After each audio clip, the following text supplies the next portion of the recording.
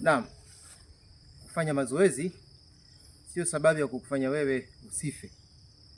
Kama vile ilivyokuwa kula kutwa mara 3 sio sababu ya kukufanya wewe pia usife. Kufa ni mipango ya Mungu, lakini Mungu katutaka tuishi kwa kanuni ya kusababisha magonjwa ambukizi na magonjwa yasiyoambukiza. Mmoja ya jambo ambalo litatufanya kuyaepuka magonjwa hayo, Mungu akipenda, ni kudumu katika mazoezi.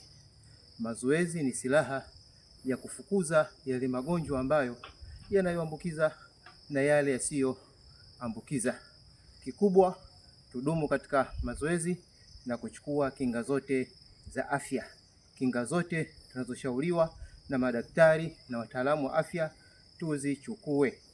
Leo pressure imekuwa kubwa sana, ni kwa sababu wengi wetu hatuna mazoezi. Leo magonjwa ya sukari yamekuwa mengi sana, ni kwa sababu mtu ana mwaka mzima jasho hajatoka. Tumwachie Mungu yale ya Mungu, lakini sisi tuishi kwa kanuni za kusababisha.